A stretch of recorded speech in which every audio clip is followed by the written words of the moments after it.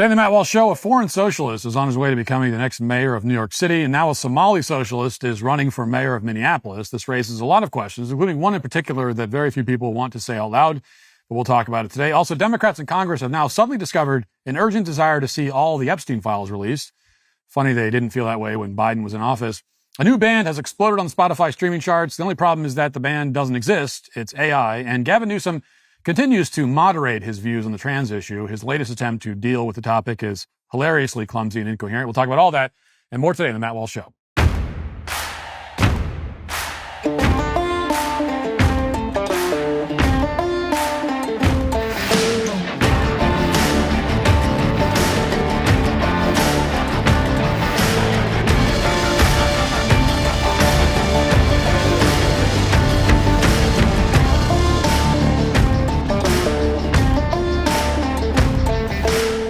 Big thanks to Bearskin for sponsoring today's show. They sent me their heavy storm rain jacket and hoodie combo, and after testing it out, I can confidently say this is the jacket right here. I'm not putting it on because it's 900 degrees in the studio right now, and I don't want to just pour sweat through this whole ad read, but here's the jacket. It's a great jacket. It folds down into its own stash pocket as well. Takes almost no space in your backpack or pocket, and it's a total game changer in heavy or light rain. This thing is fully waterproof. That's because it's got fully taped seams, silicone-sealed zips, adjustable cuffs, and the hood is designed to not allow any water near your face. And it's not just any old jacket either. It's also got 5 waterproof pockets, so all your gear stays dry. Whether you're hiking, fishing, biking, or getting caught in a storm on your morning commute, this is a crucial rain jacket that you need. I just wore this over the weekend because I was fishing in the rain. Rain is one of the best times to fish, as long as the rain's not too heavy. Like a light rain is in perfect conditions. Anyway, and here's the best part. It actually zips into the bearskin hoodie, turning both into a 3-in-1 all-weather system. So your fleece stays warm and dry underneath, and you stay comfortable and dry on the outside. So when you order your bearskin rain jacket, you'll get fast delivery and free shipping from within the U.S. To get yours for 6% off, just text MATT to 36912. Even if you're busy right now, do it anyway. Text MATT to 36912, and they'll send you a link so you can lock in your discount for later. You don't want to miss out on this jacket. It's a beautiful jacket. If you go outdoors, rain or shine, as I hope everyone does at least sometimes, text MATT to 36912 and get 60% off the most badass rain jacket on the market. A few years ago, during the summer of George Floyd, the socialists in the government of Seattle were celebrating. And here's what one member of Seattle City Council, an Indian woman by the name of Kshama Sawant, wrote on social media at the time, quote, "Our tax Amazon movement has made history. Seattle City Council just voted to pass an Amazon tax on the largest corporations to fund affordable housing and jobs to begin to end racist gentrification. This is entirely because of the thousands of working people, unions, socialists, etc." Close quote. So this was a tax that politicians like Kshama Sawant had been pushing for quite some time. Watch this.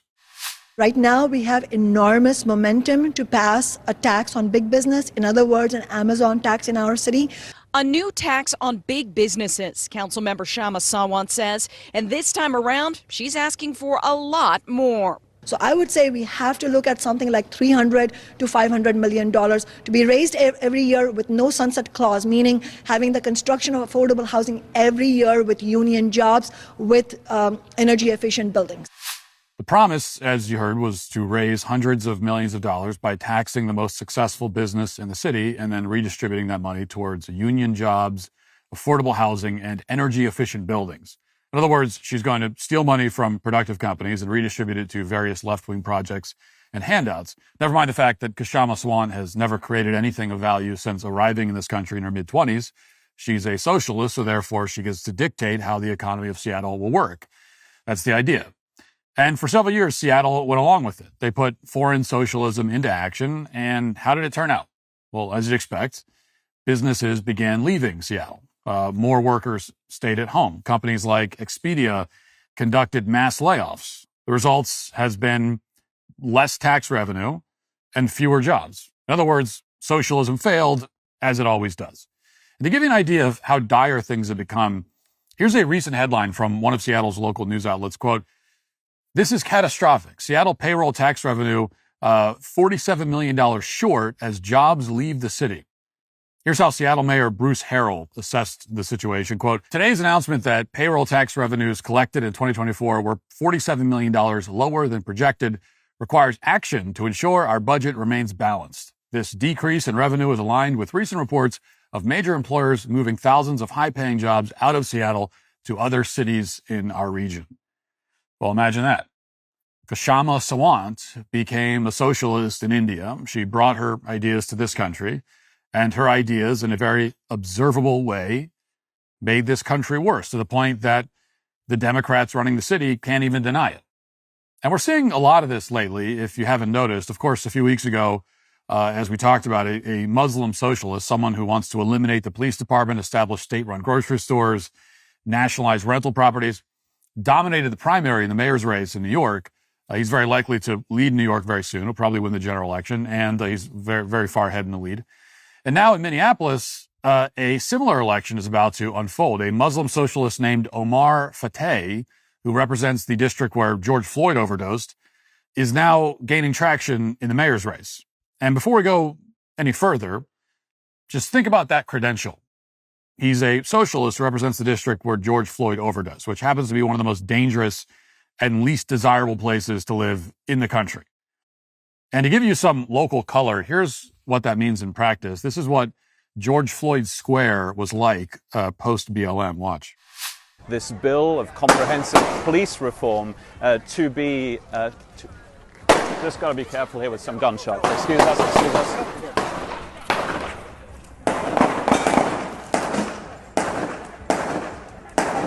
It sounds like gunshots. I'll let you know what this is. So there it is. That's Omar Fateh's home turf. And he wants all of Minneapolis, and indeed all the United States, to look just like that. Like the Muslim socialist in New York, Omar Fateh is not subtle about his intentions. He's not hiding anything. Instead, he's made it very clear that he works with other Somali politicians in Minnesota to advance the interests of Somalia, not of the United States or of his local constituents. He's also referred to Somalia as our home, even though he was actually born in Washington and grew up in Virginia. Watch. Investing in increasing affordable housing and not gentrifying our neighborhoods. These are all things that are causing harm to our community because of this idea that there isn't money, when in reality, we do have this money to spend on this. It's just that we're choosing not to. It's not a value of ours. So right now, we're blessed to have 3 Somali elected officials at the Capitol. Me, Sister Hodan Hassan, who's in the State House, and Brother Mahmoud Noor. And we work very closely together.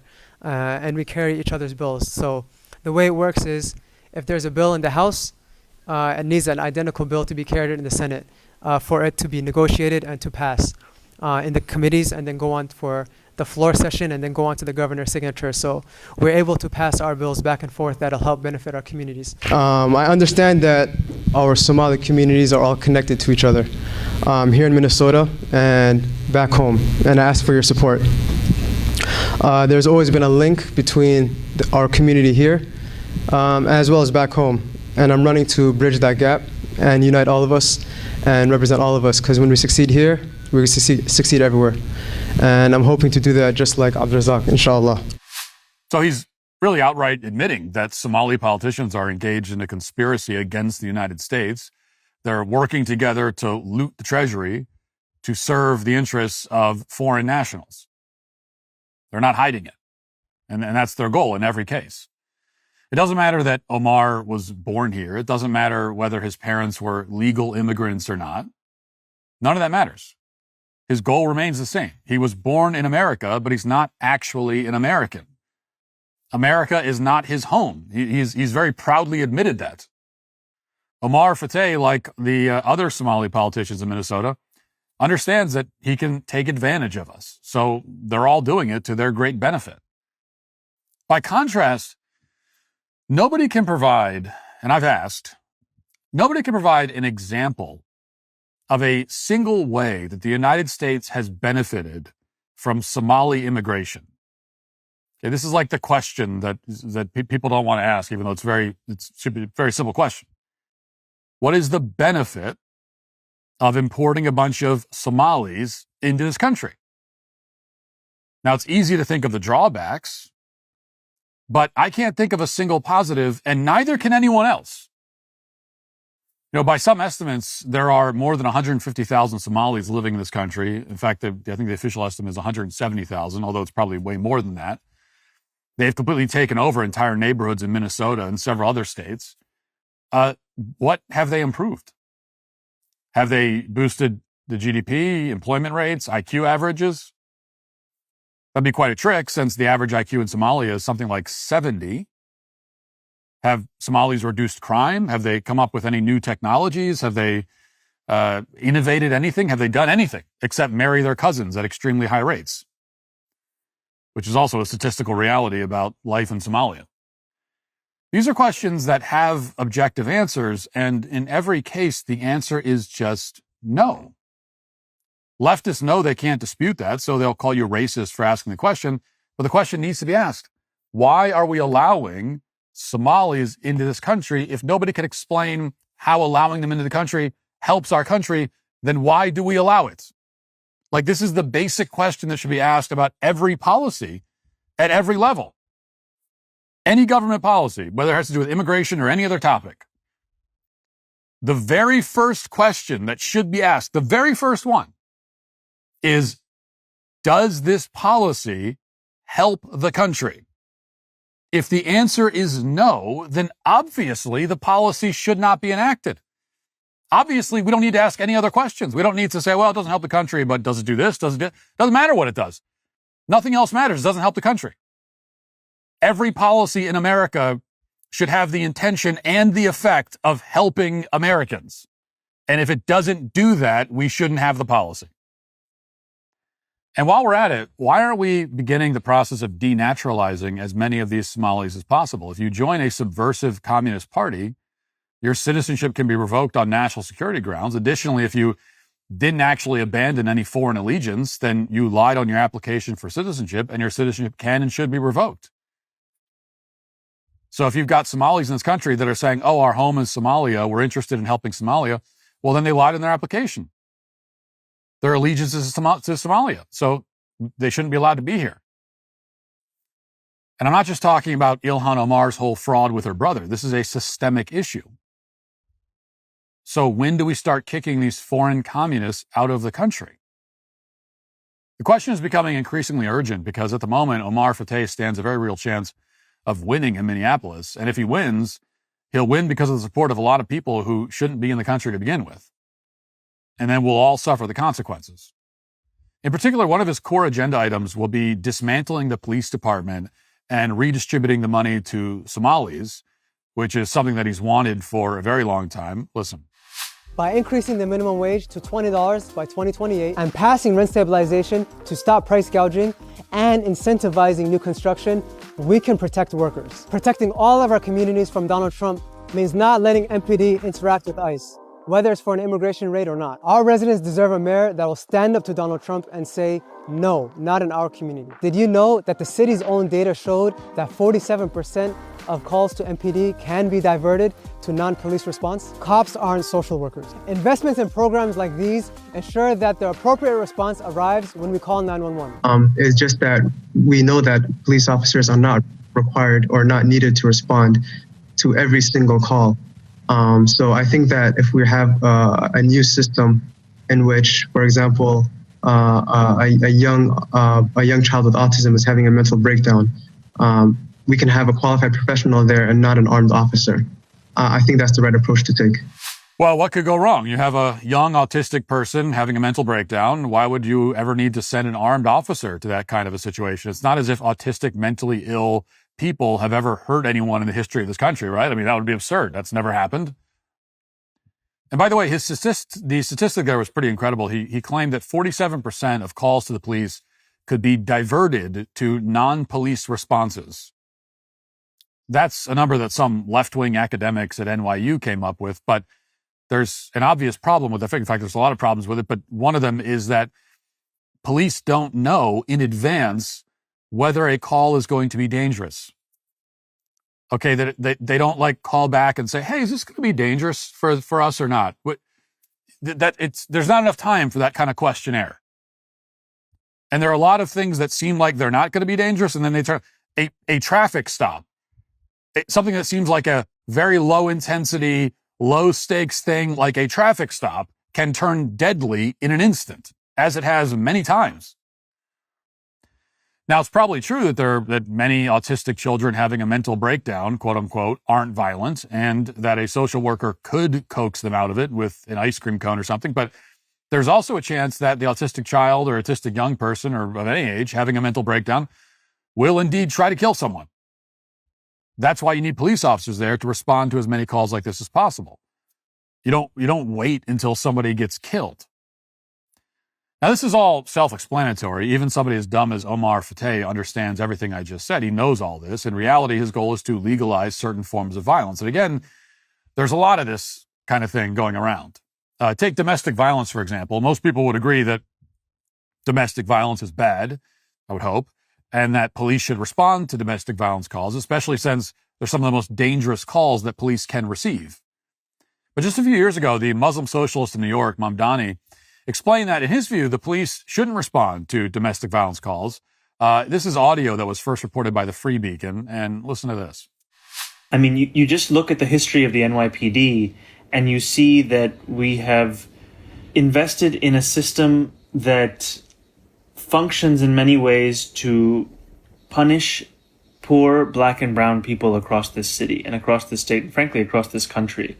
And there are so many responsibilities we have given to police that frankly should have nothing to do with their departments. A homeless person is on a train. They do not need a stranger with a gun to come and resolve that situation. If somebody is jaywalking, if somebody is surviving, going through domestic violence, there are so many different situations that would be far better handled by people trained to deal with those specific situations as opposed to an individual with a gun.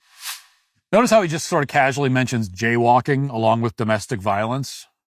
A lot of people have said that hardline Islamist beliefs aren't a part of Mamdani's platform and that he's just a typical left-wing socialist. But I mean, this soundbite would maybe indicate otherwise. There's a little bit of a traditional Islamic teaching creeping in, perhaps. And in any event, just consider the comparison that he just made. Jaywalking, beating your wife, well, what's the difference? According to him, they're both against the law. And according to Mamdani, laws are bad. Therefore, when New York is under the rule of a Muslim socialist, they won't have laws anymore or police to enforce them. The only way to combat this very rapid rise in third world governance is to treat these socialist invaders like the threat that they are. There can't be any compromise whatsoever. Denaturalization and deportations are a big part of that. We also need to establish prisons like the ones they have in El Salvador for the deterrent effect. For first of all, a place to house these dangerous people, but also the deterrent that it creates. Governor Ron DeSantis of Florida seems to understand that. He's just opened a new detention facility for illegal aliens in Florida that the administration is calling Alligator Alcatraz, as you probably heard. The administration repurposed a state-owned airfield west of Miami in the Everglades. And the idea, of course, is that if anyone tries to escape, they might get eaten by alligators. So don't try to escape. Or failing that, a hurricane might get them. So again, don't try to escape. Predictably, because they're aligned with the foreigners who want to undermine this country's national security, Democrats are falling over themselves to explain why this idea, which is obviously very good, is somehow terrible and unacceptable. Here's Debbie Wasserman Schultz, a member of Congress in Florida, to deliver the best line of argument that Democrats could come up with on this issue. Here it is. They essentially drink, they get their drinking water, and they brush their teeth where they poop in the same unit. They bragged that they went above standards, supposedly, and gave them a 3-foot privacy wall that stretches the length inside the 32 detainee cage. A 3-foot privacy wall that stretches the length of the 3 toilets. Yes, she says in a horrified tone, they brush their teeth where they poop in the same unit. I'll say that again. These illegal aliens, criminals who have no right to be in this country, are being forced against their will to brush their teeth where they poop. Can you imagine the utter horror of being subjected to something like that? Can you imagine having to brush your teeth in the same room where you use the toilet? My God. Now, Of course, if you happen to have something called a bathroom in your home, then you might see a problem with the way that Debbie Wasserman Schultz is trying to, to present this. Debbie Wasserman Schultz, who keeps getting reelected despite lacking any form of charisma or authenticity whatsoever, is going into hysterics over the fact that these illegal aliens have bathrooms inside the detention facility. And then she complains about the privacy wall, which is only 3 feet tall, apparently. You have to wonder if Debbie Wasserman Schultz has ever heard of the concept of a prison. For that matter, you have to wonder if she's ever seen what sailors have to deal with on deployment, to say nothing of the forward operating bases in places like Iraq and Afghanistan. Actually, you don't have to wonder about any of this. Debbie Wasserman Schultz is a fundamentally dishonest person, so nothing she says has any value whatsoever. And more to the point, even if the situation at the facility is kind of rough, and I haven't seen any evidence of that really, it sounds like just a normal detention facility, except for the alligators, but you don't have to worry about that as long as you stay in the facility. But even aside from that, even if it was true that it was a rough situation, even if they were, when she says they're brushing their teeth where they poop, when I first heard that, I thought like, oh, do they have to brush their teeth using the toilet water? Is that what's going on here? And even if that was true, the illegals are still being treated with more kindness and humanity than most countries outside of the Western world treat people who try to sneak across their own borders. The fact is that illegal migrants are waging an assault on our country and our sovereignty. It might be ugly. It might be this. Some of the ways we have to deal with this might be ugly to somebody like Debbie Wasserman Schultz, but our illegal immigration problem is itself ugly. There is no pretty way to deal with an ugly thing. The Trump administration seems to understand that, which is why they're using Blackhawks and armored vehicles to raid marijuana farms. Watch. A rally outside Oxnard City Hall denouncing the federal enforcement at a Camarillo licensed marijuana grower, where this morning people lined up saying they were trying to locate loved ones like this woman's aunt. She was working here yesterday and we haven't heard anything about her. Ventura County Fire confirming they transported 8 people, including farm workers like Jaime Alanis, who seemingly fell off a roof as he fled from agents. His family and the United Farms Workers Union confirming that he was pulled off life support and is now dead. The Department of Homeland Security confirming on their side they executed a criminal search warrant at the Glass House Farms, arresting about 200 immigrants suspected of being in the country illegally. They also posted this image of 10 minors, describing them as, quote, illegal aliens, 8 of them unaccompanied. Glass House responding in a statement that it, quote, never knowingly violated applicable hiring practices and does not and has never employed minors. Now, we need to see much, much more of this. It's not enough to go after illegal aliens. You have to target the people who are employing them. In this case, the facts were particularly bad. There were nearly a dozen children on site, even though children obviously shouldn't be growing marijuana. One of the adults overseeing the workers was a convicted child predator, unsurprisingly. Apparently, a Gavin Newsom donor ran the place as well, also unsurprisingly. But none of this should be necessary in order for ICE to act. Anyone who employs illegal aliens, even if they're not growing marijuana and employing pedophiles, should receive the exact same treatment. This has to continue until illegal aliens see no value in coming to this country and obtaining employment in the first place. At the moment, instead, left-wing activists and illegal aliens are emboldened. And one of them was caught on camera shooting at ICE agents during a raid on one of the farms. And in just the past 2 weeks, a heavily armed terrorist opened fire at a Border Patrol office in Texas, injuring 2 officers before he was taken out. Meanwhile, 10 suspects were charged with attempted murder for engaging in coordinated attacks on a separate ICE facility in Texas. They allegedly lured agents out of the facility with fireworks before firing more than a dozen rounds, including one round that hit an officer in the neck. Fortunately, the officer who was shot wasn't seriously wounded. Watching all this domestic terrorism, judges with foreign names are, of course, taking the side of the terrorists. There's a federal judge in California named Miami Uisi Mensah Frimpong, for example, just issued a bizarre injunction claiming, in effect, that ICE is rounding up people because of the color of their skin. And according to the injunction, which is based on 5 declarations from random people, ICE needs to stop doing that immediately. Now, this is an injunction that will have no effect whatsoever. That's because in reality, what ICE is doing, as Judge Miami Uisi Mensah Frimpong understands very well, is enforcing the law. All that's necessary to be detained in this country is a reasonable suspicion that you're committing a crime. If you're standing around at a car wash and then run away when ICE pulls up, you've provided reasonable suspicion. If you're a child and you're working on a marijuana farm, then there is reasonable suspicion that crimes are happening. And for that matter, if you openly admit that you're conspiring against the United States for the benefit of a foreign country, you've provided reasonable suspicion that you lied to obtain citizenship, and you should go back to where you came from. We are well past the point where anyone can pretend that there's a middle ground compromise solution here. Foreign nations are telling us what they want to do to our country. Foreign nationals are telling us this, even after we've elected them to Congress and made them judges and funded their fraudulent nonprofits. They still want to mine us for everything we have, so they can, send it back home to the place that they still call home, which is not this country. That's their stated position. And it's not just Somalis doing this. Here's the Washington Post quote: "Over the last quarter century, the volume of remittances sent to Central American countries has increased more than tenfold, particularly following the pandemic.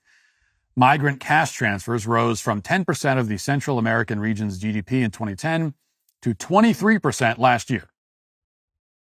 Yes, cash transfers from the U.S. to foreign nationals back, quote, home, are now keeping many of these Central American countries afloat. It's like a hugely sizable portion of their GDP is money that's being sent to them from this country. So we are subsidizing the rest of the world. And when we import more foreign nationals, the subsidy only increases as we become poorer and more dysfunctional. Now, the solution to that part of the problem is to tax remittances by about 10,000%. But in their latest spending bill, Congress just refused to do so. So now we're left with mass deportations and denaturalization as the only solution. That's the only practical way forward. And the more that socialists open their mouths from New York to Minnesota to federal courtrooms in Los Angeles, the more they prove this point. It shouldn't even be controversial, really. After all, these people speak fondly of their home countries. They send huge sums of money back to their home countries. Now it's time for them to go back home. And for the rest of us to begin to undo the damage that cultural enrichment and mass migration have wrought. Now let's get to our 5 headlines.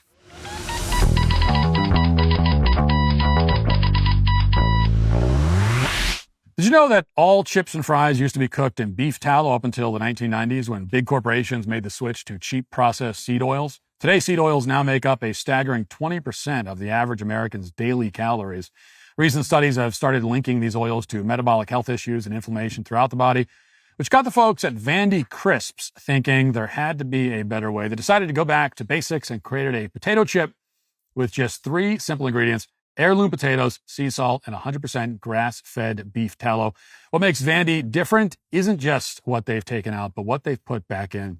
That grass-fed beef tallow isn't just for flavor. It's actually packed with nutrients that are great for your skin, brain, and hormones.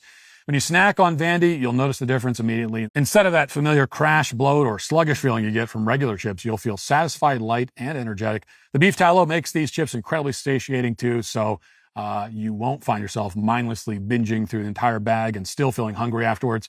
Made 100% in America with 0 shortcuts, Vandy represents what snacking should feel like: satisfying and guilt-free.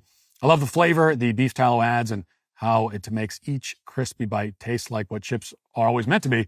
It's honestly the best chip I've ever had. It actually really is. Perfect crunch, perfect flavor, ready to give Vandy a try. Go to vandycrisps.com/Walsh and use code Walsh for 25% off your first order. That's vandycrisps.com/Walsh. Code Walsh for 25% off your first order. Axios reports several House Democrats are mounting long-shot efforts to force a House vote on making Attorney General Pam Bondi release all records related to Jeffrey Epstein. Democrats are hoping to take advantage of a blow-up between President Trump and his base of the Epstein files. Representative Ro Khanna of California told Axios that he will file an amendment to the Genius Act, a cryptocurrency bill slated to be marked up by the House Rules Committee on Thursday that is supposed to force the release of the files. So that's the House Democrats are demanding this now. They're demanding that the Epstein files be released. Here is Hakeem Jeffries talking about this issue. Here it is. Discourse about Jeffrey Epstein. Is this appropriate for your members to be doing so? Do you want to see any action on that front? The American people deserve to know the truth, the whole truth, and nothing but the truth as it relates to this whole sordid Jeffrey Epstein matter. Democrats didn't put the Jeffrey Epstein thing into the public domain. This was a conspiracy that Donald Trump, Pam Bondi, and these MAGA extremists have been fanning the flames of for the last several years. And now the chickens are coming home to roost. The American people deserve to know the truth. What, if anything, is the Trump administration and the Department of Justice hiding? What are you hiding? If you're not hiding anything, prove that to the American people. And if you are trying to hide something, as many of Donald Trump's MAGA supporters apparently believe, then the Congress should actually work hard to try to uncover the truth for the American people. Yes, the American people deserve to know the truth, he says courageously. Now, of course, the interesting thing is that apparently the American people didn't deserve to know the truth at any point during Biden's term about a whole range of things, including whether Biden himself was still alive mentally, and when it comes to the Epstein files. And that's why Democrats waited until the precise moment when Biden left office to start demanding the Epstein files. And they could have demanded them back when they had control of the White House, but they didn't. Now they're making a big show of pretending to want transparency. So the whole thing is itself extremely transparent. These are a bunch of frauds, totally shameless frauds at that, very obviously. And that's why some conservatives have said to me also that, I'm helping the Democrats, or I'm joining with them by calling out the administration over the Epstein stuff. They'll take this, and I'm sure there'll probably be comments like to this effect on the show today, saying, well, you see, Democrats are using this against Trump. How could you join with them in their efforts to undermine Trump? Well, except that I'm not joining anyone. I'm saying the same thing about Epstein that I've always said. I'm saying the same thing about the Epstein situation that I said a month ago, a year ago, 3 years ago, 5 years ago. I'm not going to suddenly change now or switch to the opposite view because Democrats are pretending to agree with me. I mean, there are also some Democrats, we'll get to this in the last segment, there are also some Democrats now pretending to be somewhat sane on the trans issue. Should I suddenly start waving the pink and blue flag and marching for trans rights so as not to be on the same side as them?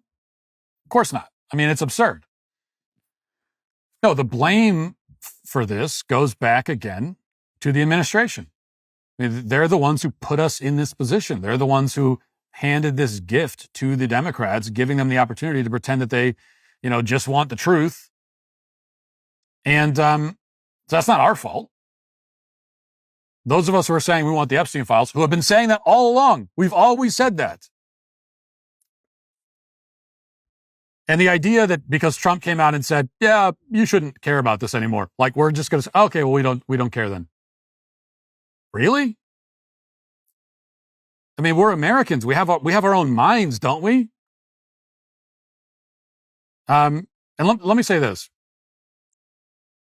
The other thing I've heard many times, and not for the first time, I heard this a lot during the Iran situation, but I've been told, and anyone who's all the many people who are calling for the release of the Epstein files and for more transparency have heard the same thing. But I've been told that I'm turning on the president. I'm being disloyal. I'm betraying him by criticizing, his administration's handling of the Epstein files. But again, no, that's not how this works. To say that we are turning on Trump or being disloyal to him is to say that we have some kind of moral obligation to support whatever the administration does, whatever it says, whatever position it takes, no matter what. But no such obligation exists. And we're not called to be loyal to politicians. We're called to be loyal to our country, to be loyal to our families, to be loyal to our principles, to be loyal to our values, to be loyal to God. Loyalty to politicians goes the other way, right? We demand loyalty from them. They should be loyal to us and to the country and to their promises. And so if they promise something and they don't deliver it, and we say, well, we want the thing that you promised, to turn around on us and say, you're being disloyal is crazy. It's insane. So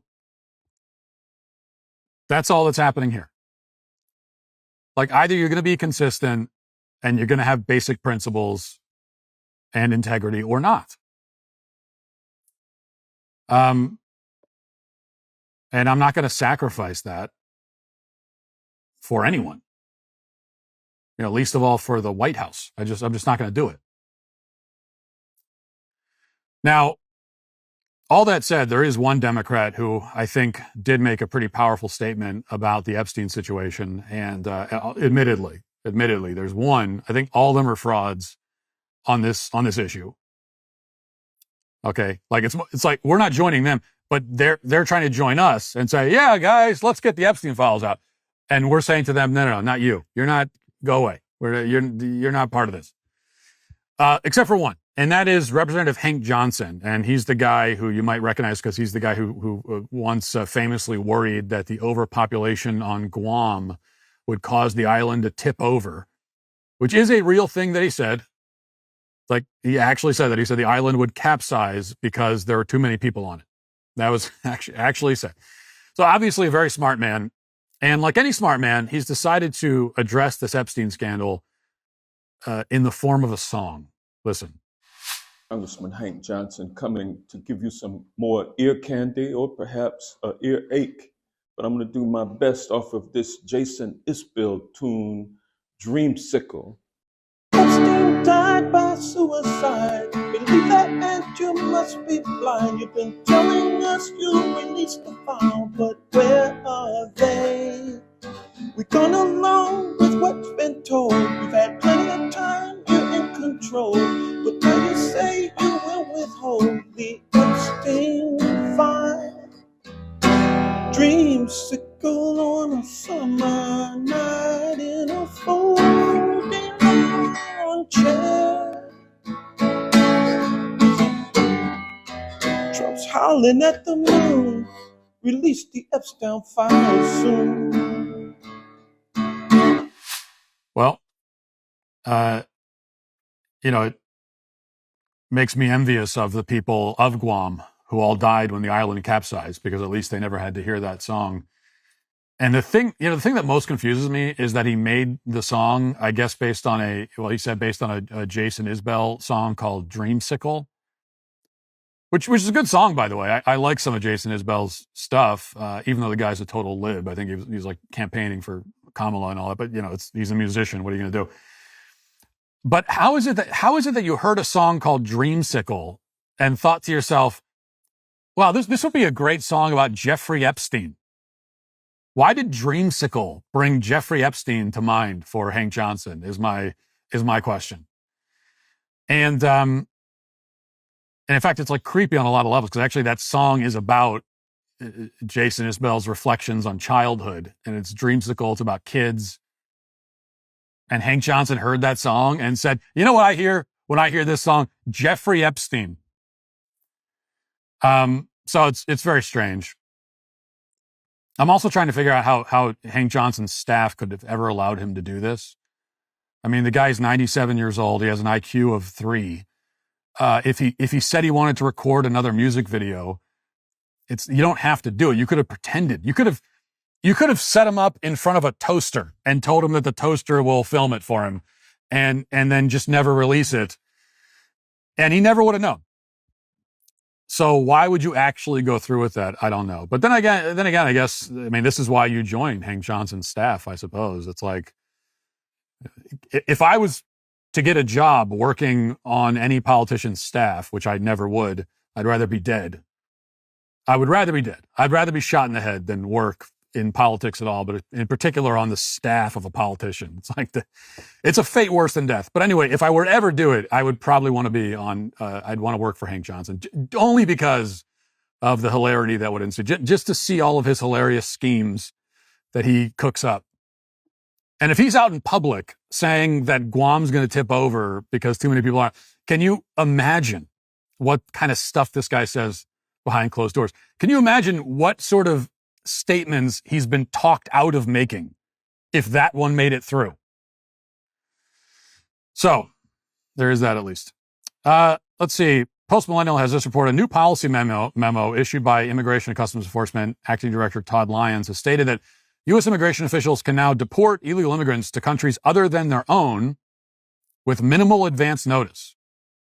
The memo, dated July 9th, outlines a framework in which deportations to so-called third countries can take place with as little as 6 hours' notice in exigent circumstances. Following the decision, the U.S. deported 8 individuals to South Sudan from a variety of countries, including Cuba, Mexico, Sudan, Vietnam, and others. And so now they're able to do that, which is good. You know, I actually love this idea of deporting illegal aliens to a different country. I love the idea that we're taking an illegal alien from Mexico and just dropping him off in South Sudan.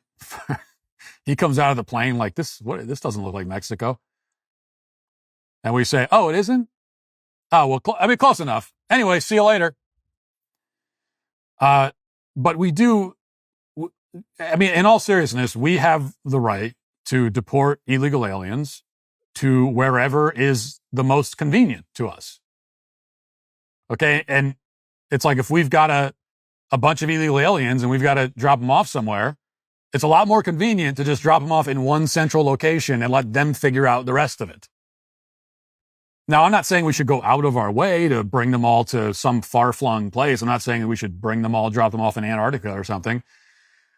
I mean, I am kind of saying that maybe we should do that, but we're not doing that. And no one's talking about doing that. The point is that we have no obligation to these people. We don't owe them anything. They have created a problem for us, and we will solve it in whatever way is most feasible and convenient for us, not for them. So when people ask, well, why would you do that? Why would you send illegal aliens to South Sudan if they're not from there? Well, just because that's the easiest thing for us. Okay, you see? That's easiest for this guy. It's easiest and cheapest way to handle it for us. And that's what matters. Is it our responsibility to provide free plane rides for every single illegal alien back to their country of origin? Is that our obligation now? We have to identify exactly where they're from and bring them back there? Do we have to bring them all the way to their front door? Why is that our obligation? It's not. Why should we be saddled with that burden? We shouldn't be. All right. I also want to talk about this. So one of the more popular bands on Spotify right now, with something like 1 million monthly listeners, which is a lot, is a band called Velvet Sundown, and it's kind of a retro 60s folk band. The only problem with this band, it's like one small problem, is that it doesn't actually exist. It isn't real. It's AI, and many of their monthly listeners don't know that and didn't know that until this was all revealed. Here's the New York Post. A fresh new rock band that quickly shot to Spotify's top ranks announced that it's actually wholly generated by artificial intelligence just 1 month after its celebrated debut album earned it 1 million listeners. The 60s-inspired rock and roll band, the Velvet Sundown, revealed on Saturday that nothing about it is real after fans of the up-and-coming artist noticed that there were virtually no traces of any people associated with it online. Its debut album, Floating on Echoes, was released on June 5th. To mass appeal online. The most popular song on the album, pro-peace folk song Dust on the Wind, clinched the #1 spot for Spotify's daily Viral 50 chart in Britain, Norway, and Sweden between June 29th and July 1st. And then it all came out that this was AI. Eventually, the people associated with it came out and issued a statement. They said, the Velvet Sundown is a synthetic music project guided by human creative direction and composed, voiced, and visualized with the support of artificial intelligence. This isn't a trick, it's a mirror, an ongoing artistic provocation designed to challenge the boundaries of authorship, identity, and the future of music itself in the age of AI. Okay, so it's a synthetic music project, which means that it's fake, which means that it's, because it's AI, it's not real. Now, because I know you're curious, we'll play just a little clip of this fake band's hit single, Dust on the Wind. Here it is. Dust on the wind, boots on the ground, smoke in the sky, no peace found. Rivers run red, the drums roll slow. Tell me, brother, where do we go? The really scary thing is that when you listen to that, is that, it sounds almost real. Not quite. It sounds almost real. Very close. The lyrics to me still sound AI generated. The lyrics to me sound like if you went to ChatGPT and asked it to spit out lyrics to a 60s folk rock anti-war song, it's what you would come up with. But everything else could easily be human, right? The instrumentals, the melody, the vocals in particular sound human. And that's a very scary thing, because this is where we are right now. Where will we be a year from now, or 5 years from now? What about 10 years from now? Everything will be fake. That's where we're going to be. Everything will be AI. We will, 10 years from now, we'll be begging for another Hank Johnson tune, because at least it's human, sort of. Now, is that actually a problem? Is it really a problem to have music generated by AI? This is the question that a lot of people ask. But it's not, it shouldn't be a question, because the answer is yes. Okay, yes, it's a massive problem. It is, to me, obviously a massive problem. And I get actually really angry at the morons who just shrug their shoulders at this sort of thing, shrug their shoulders at all the many threats posed by AI, and say, oh, well, it's fine. What do you mean that this is what they said about the printing press? Right, because we're going to draw. This is just like the printing press. The printing press, which was a new technology that you use to produce the written word, to write, as opposed to this technology, which just does everything for you. Right? It's like went from horse and buggy to cars, and that was just a new way to drive. It was a new way to get around. It was a new way for humans to transport themselves from place to place. And then you end up with, but now you have self-driving. And so you're just taking the human being out of the equation entirely. And that's what's happening here. And I get annoyed at the people who dismiss the problems, because it's very clear to me that we're walking straight into a dystopian nightmare. And 10 years from now, all of these clueless morons who didn't see the problem are going to be looking around as usual, because this is how it always goes. They're going to be looking around at what their lives have become and saying, hey, what happened? Man, this all came out of nowhere. No, it didn't. You idiots. It was right in front of your face for years. It was right in front of your face, and people tried to warn you about it, and you were too stupid to listen to them. And so now here we are. Look, I mean, there are 2 points here that should clarify things for us. And number one, if we want to try to illuminate the problems here, number one, art is an essential aspect of human existence. Human beings have been creating art since the beginning of civilization, since before civilization. It's what makes us human.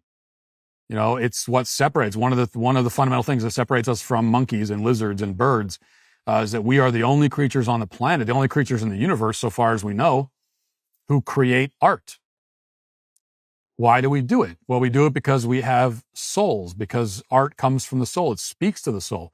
A world without any kind of art, a world devoid of art, is a soulless, ugly, black void of a world. Art brings joy. It brings beauty. It gives our lives meaning.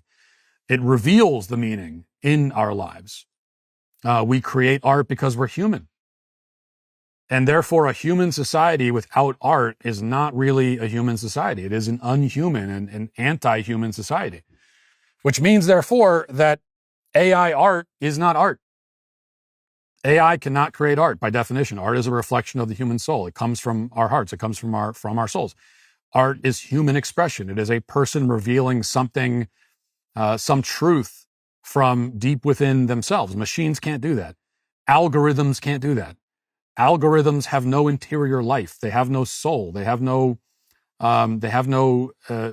emotions. So they can't make art. But what they can do is produce something that simulates art.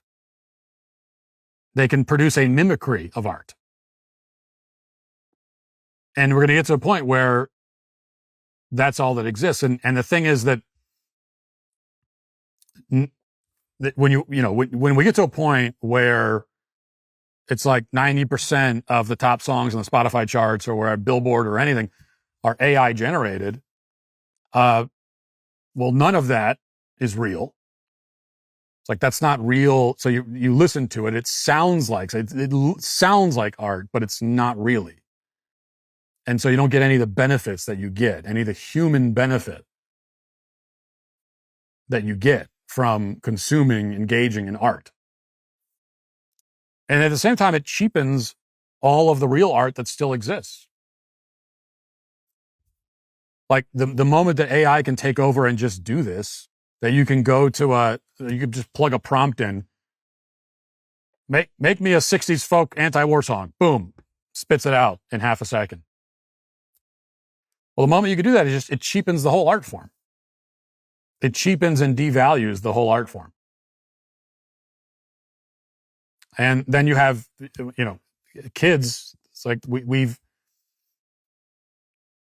had basically one generation, 1.5 generations of kids who grew up in the internet age, and that like they never knew a world where people didn't have the internet in their pocket walking around.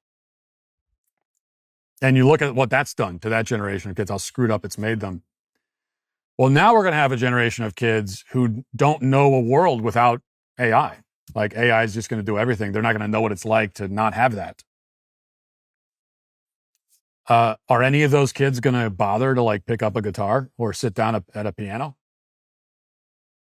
Are they going to bother to learn how to sing, learn how to create music, when they could just quote unquote create it by plugging a prompt in?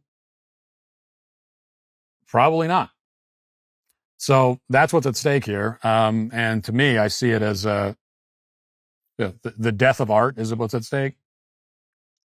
And anyone who doesn't see the problem with that, if I have to explain it anymore, anyone who would say, what's the problem? What do we need art for? What do we need art for? Anyone who would say that is already like not human.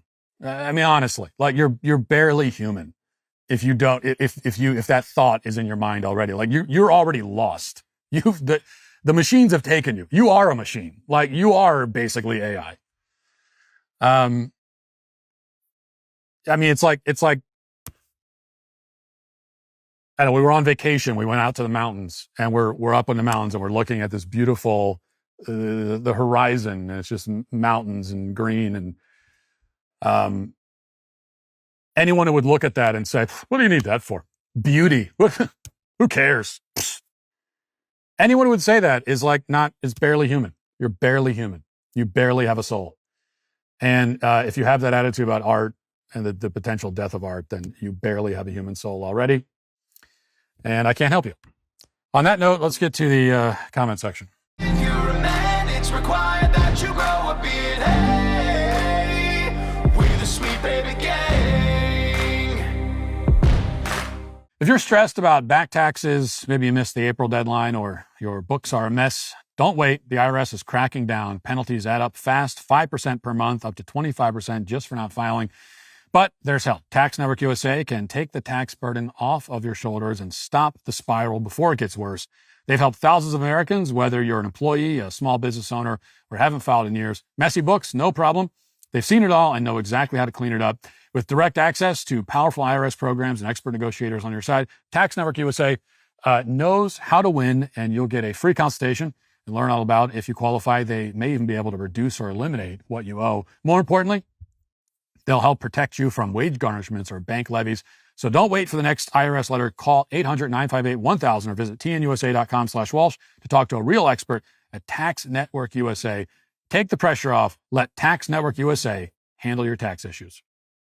All right, a few comments. As a Trump supporter, I've never seen a man look weaker and out of touch with his following than in recent days. My high respect for him has fallen sharply, and it just makes me feel sick. It's a feeling of great betrayal and abuse of hard-earned trust. We reinstated Trump as our leader based upon the justice he promised. It's one thing to humbly admit that no evidence of wrongdoing can be found, along with a transparent report of what was uncovered. But instead of treat the American people like heartless idiots, was a slap in the face that no one expected. We're all currently stumbling around in disbelief with reddened faces from Trump's heavy backhand. What the hell did you just do to us, Mr. Trump? Are you busy making America gaslit again?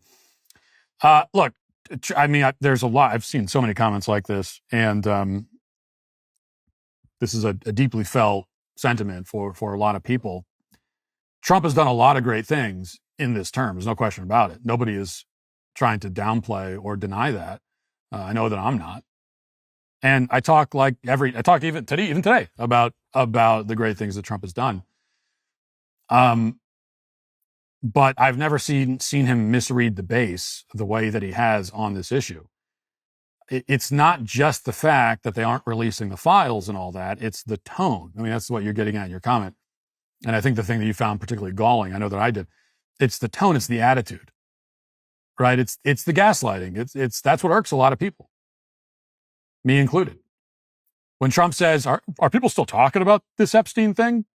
Why are people talking about that? It's like, come on, man.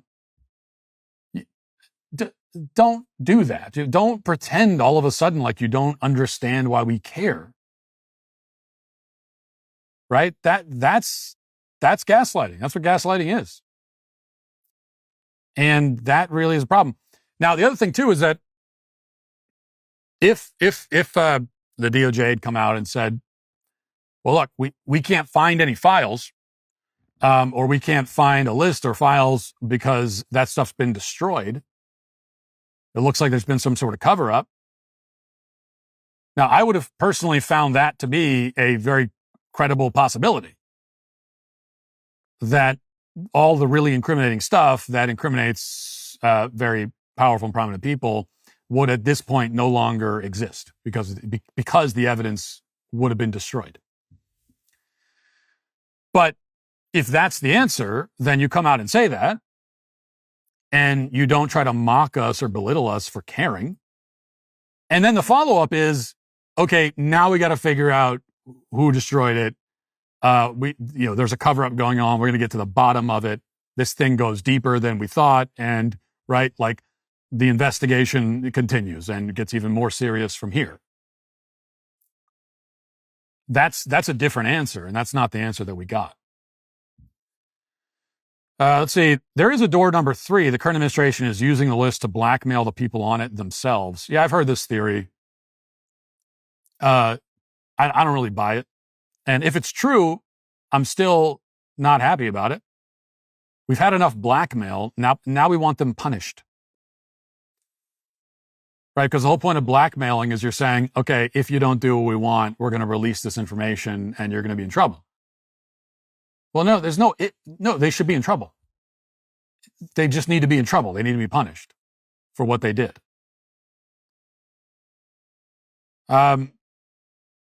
Kudos to Matt for calling out his own political side.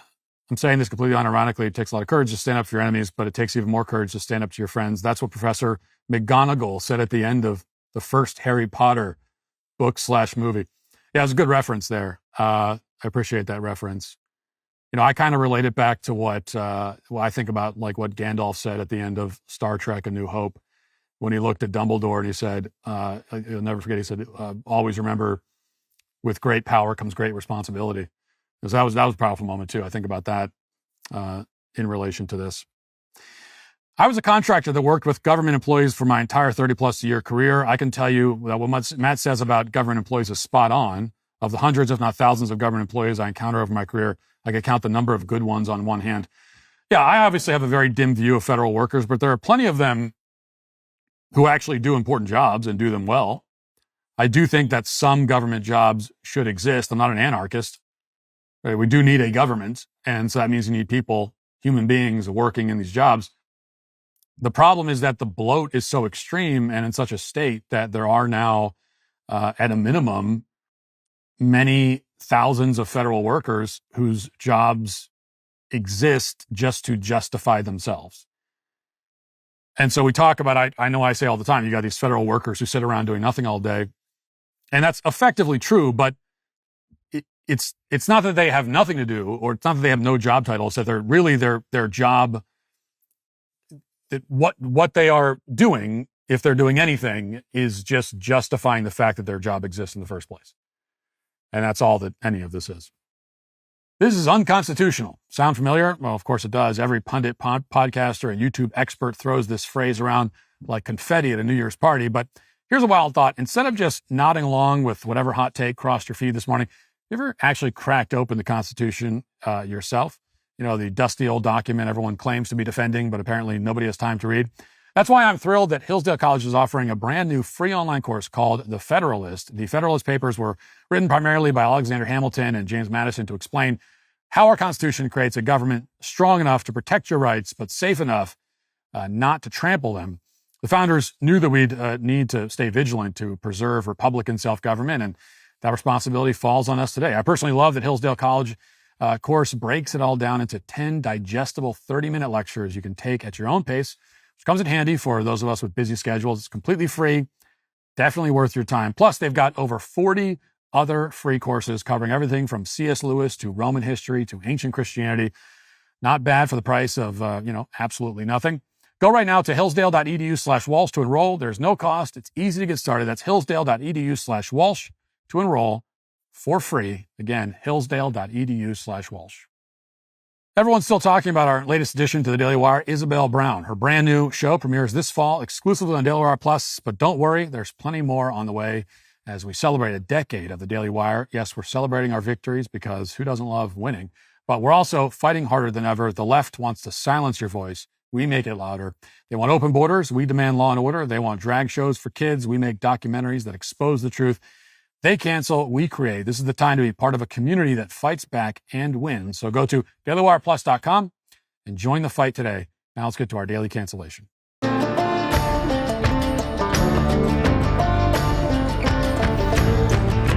Today we have, admittedly, an entirely unnecessary daily cancellation because we're going to cancel Gavin Newsom, a man who is by default always canceled on this show, and also a man whose flaws are so numerous and obvious that you don't need me to point them out for you. But we're going to cancel him anyway, just because I'm really annoyed by this clip that I'm about to play. The governor of California, soon to be presidential candidate, appeared recently on the Sean Ryan show. And towards the end of the interview, the subject turned to the trans issue. Newsom continued his unceremonious and unexplained, and as we'll see, very clumsy backpedal on the issue. This is a guy who was once such an enthusiastic peddler of extreme LGBT propaganda that he unironically used the term Latinx on multiple occasions. But now that he has ambitions to hold national office, he's pretending to be a more moderate voice. But he can't explain this pivot or articulate what exactly changed for him. And never has that been more obvious than when Sean Ryan asked Newsom how he feels about gender transitions for children. Newsom, who was once a big fan of castrating kids, now has this to say on the subject. What about for your values? I mean, is 8 years old too young? Yeah, I mean, look, I now that I have a 9-year-old, just became 9. Come on, man, I get it. So those are legit. You know, it's interesting. Just the issue of age. I haven't. It's interesting. As someone that's been so focused on equality, broadly LGBT rights, particularly gay marriage. Mm-hmm. The trans issue for me is also novel. It's over the last few years, I'm trying to understand as much as anyone else. And this notion of gender affirming care for children, that's tough, man. And the science on that, I haven't dove that deep into it, but I read one report and then there's one that's slightly contradictory. And then they said, there's no contradictory. Here's what the UK just came out with. You're full of shit. It's absolutely scientifically sound that it's outrageous, and so it's intense. Oh, well, okay then. Thank you for that eloquent dissertation on the topic, Governor. And just in case you missed any of this brilliant man's brilliant response, let me just read a partial transcript. This was his response to the question of whether 8-year-olds are too young for sex changes. A question that any rational adult should be able to answer in one simple word, which is yes. Yes, they're too young. Or 2 words, hell yes. Or at most 5 words, hell yes. Are you insane? That would be a fine answer too. But it took the governor a lot more than 5 words. Here's the transcript of what he said. He said, yeah, I mean, look, now that I have a 9-year-old, just became 9. Come on, man, I get it. So those are legit. It's interesting, just the issue of age. It's interesting as someone who's been so focused on equality broadly, LGBT, gay marriage, the trans issue for me is also novel. It's over the last few years, I'm trying to understand like anyone else, the whole pronoun thing. I'm trying to understand all that. That was all that stuff. I get it. Now, of course, you can't forget the hand signals when you're reading a Gavin Newsom quote. He's always doing the hand, I don't know what all this is. Looks like he's directing planes on a runway, or like he's a sign language interpreter who isn't actually fluent in sign language. Although based on that quote, it would also seem that he isn't fluent in English either. But in any case, there are just 2 points I want to make here, and we won't belabor it. But first of all, Newsom is attempting to moderate on the trans issue in the only way that he can, if he also wants to preserve any hope of winning a Democrat primary. So he can't come out and be fully rational and sane and clear, because rational, sane, clear people don't win Democrat primaries. But he also can't be a whack job trans activist, because whack job trans activists don't win general elections. This is the box that every Democrat on the national stage has created for themselves. Newsom is now staking out the only ground available to him, which is why he's adopting this kind of aw shucks tone of a guy who isn't quite sure what's going on, but he's trying to figure it out. It's also complicated. It's tough. It's intense. It's so intense, man. Come on, man. This is a tough one. Jeez. It's like, wow. Am I right? Now, an approach like this would make a lot of sense and be totally credible if Sean Ryan had asked him to give his take on like quantum mechanics or something, but that's not what Ryan asked. Instead, he asked whether we should castrate 8-year-old boys to turn them into girls. It's not a tough question. It's not complicated. It's not something that you need to figure out, and you certainly shouldn't still be figuring it out years later. We're supposed to believe that Newsom has spent the last 10 years of his life deeply reflecting on the question of whether we should try to turn boys into girls. And 10 years into these reflections, he still isn't sure. This is supposed to be a more palatable response than a full-fledged endorsement of trans ideology. But if anything, it somehow manages to be, I would argue, maybe less palatable. It kind of reminds me of the people that you run into on occasion, online anyway, who will say that they aren't in the flat earth cult, but they're open to the flat earth arguments. You hear that every once in a while. And I can understand conceptually, I can understand the concept of someone being totally insane and thinking that the earth is flat. I can also understand being sane and normal and knowing that the earth isn't flat. I can't understand knowing that the earth isn't flat, but being open to the possibility that it is. And that's the kind of middle ground between insanity and sanity that Newsom and many other Democrats are trying to stake for themselves, and it just doesn't work. It will never work. Secondly, as we see all these former believers in the trans cause throw down their trans flags and retreat, I do want to make another thing very clear, which is that I'm happy that at this point, there's almost nobody left on the public stage who's willing to outright defend the castration and mutilation of children. Almost nobody will outright defend it. And that's a very positive development. But if you ever did defend it, you are not welcome on Team Sanity. You will never be welcome here. Like, I know we're supposed to be gracious and merciful after winning the battle, but frankly, I'm not a very gracious or merciful person. I don't pretend to be. Not on an issue like this, because if you ever claimed that men are women, that biological sex doesn't exist, that men can get pregnant, that boys can become girls, it tells us that you are either so incredibly stupid as to have bought into that propaganda, or that you're so incredibly soulless and dishonest and cowardly as to have pretended that you bought into it. In either case, you have permanently discredited yourself. It's the same reason why I would never trust a sex predator around my kids or anyone else's kids, even if he claims to have reformed and changed his ways. It's the same reason why I'll never trust the word of a pathological liar, even if he says he isn't a pathological liar anymore. There are things you can do in life, positions you can take, things you can say, that are so deeply deranged and debased and evil that they become permanent, irreversible stains on your reputation and your credibility. And this is one of those things.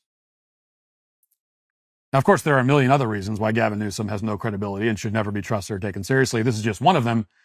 And it's also just one of the reasons, though a very significant reason, why Gavin Newsom is today canceled. That'll do it for the show today. Thanks for watching. Thanks for listening. Talk to you tomorrow. Have a great day. Godspeed.